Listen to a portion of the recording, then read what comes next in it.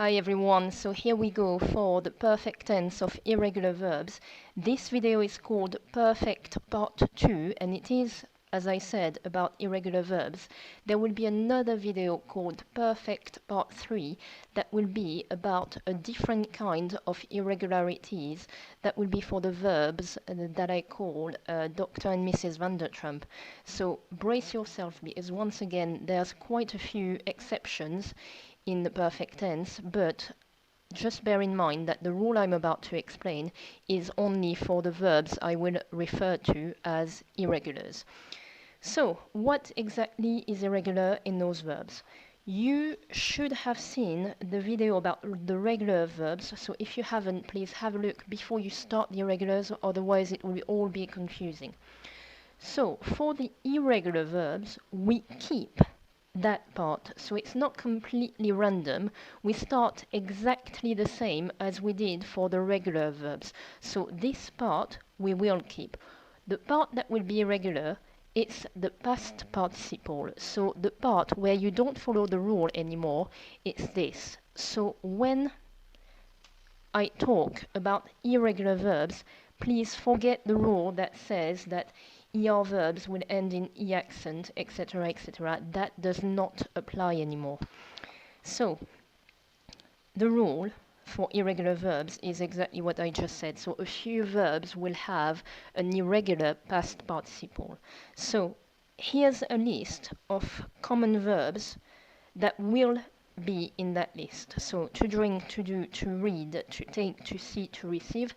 I picked common verbs because there's no point teaching you verbs that you will never use.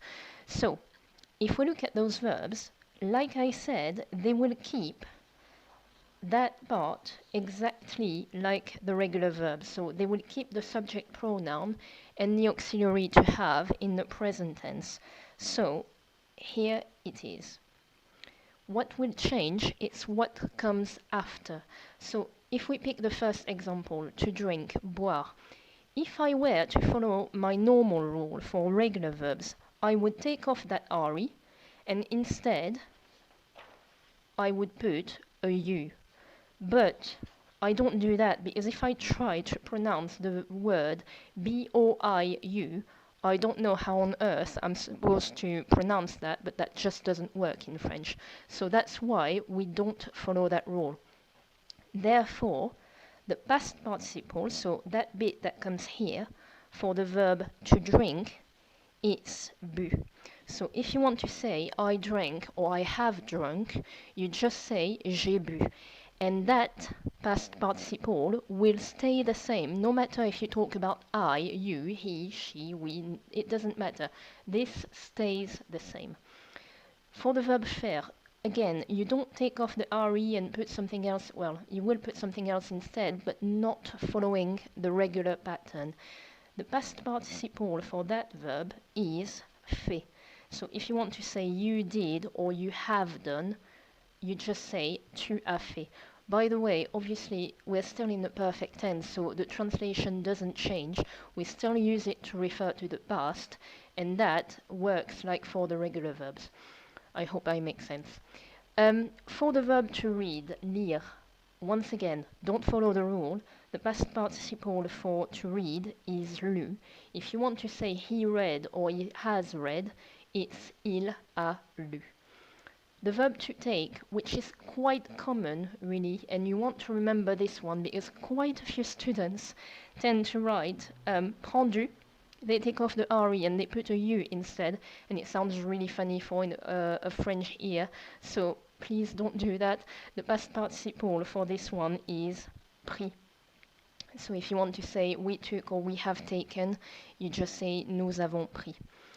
The verb to see, the past participle is vu, so you saw or you have seen with vous, it's vous avez vu, V-U, if you can't read my handwriting.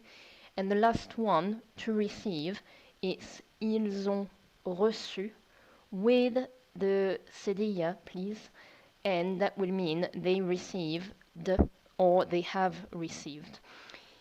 That's only a few of the irregular verbs. There's quite a few more, if I'm honest, and I'm going to try and put some more in in the description of the video. So if you're starting with the perfect tense and the irregular verbs, I would say the most common you will use the most often, it would be faire and prendre. And that's what you should focus on if you're in year 8, 9, GCSE. You might want to extend a bit more. And A-level, you should have a lot more than that in your repertoire. So just bear in mind, you don't work all at the same level. I'm trying to pitch the video for a wide range of abilities. So when you have that, it might be a bit blurred. So I'm going to do an example with you. I've got a whole exercise ready for you, but I'm going to do the first example with you. So here I've got the sentence. I'm going to do it like that so it's not completely confusing. Here I've got the sentence on something pictures. So I want to say we took some pictures, or we have taken some pictures. So I want to put that verb in the perfect tense. But like you saw here, that verb is in the list of irregulars, so I need to be careful about how I do that. Once again, follow the same structure, and I'm saying structure, not pattern. You want to say we have taken. So the first part that you want here is have. How do you say we have with on? If I didn't put it here, so if you don't remember, for that part, because it's the first part and it's still like the regular ones, use your notes. We have here, it's on a. So you start like that, on a, but the past participle, the second part of your verb, is irregular.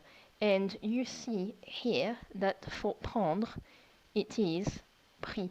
So if you want to say we have taken pictures, you say on a pris des photos. I hope it's clear. I'm going to let you a few seconds really to do the exercise.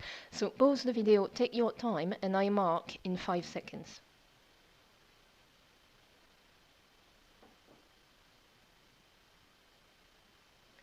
So here we go for the correction. The second sentence, you want to say, I have received a gift. Once again, I quite like to work with the translation in I have received rather than I received, because it's easier to explain. So how do you say I have?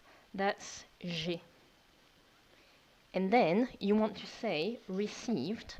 You go back on your notes. The past participle for receive, it's reçu. So the result is j'ai reçu un cadeau. I have received a gift. Obviously, you can also translate it as I received a gift. Third sentence, or second for you. You have seen a good movie recently. So in a more fluent English, have you seen a good movie recently? So you have is tu as. And then you take the past participle for for voir, sorry, which is vu, and you just put that down. You have seen a good movie recently. She has done sport, or she did some sport. So she has, elle a, and then I'm not putting the sheets back under, but the past participle for faire, it's fait. Elle a fait du sport. We drank Coca-Cola. We have drunk. So we have, nous avons. And then the past participle for that is bu.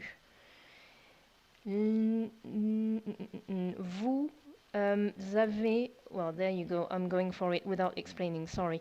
You have read an excellent novel. Vous avez is you have. And to read, the past participle for that is lu. So vous avez lu un excellent roman. And the last one, they have taken the train, or they took the train. They have, ils ont.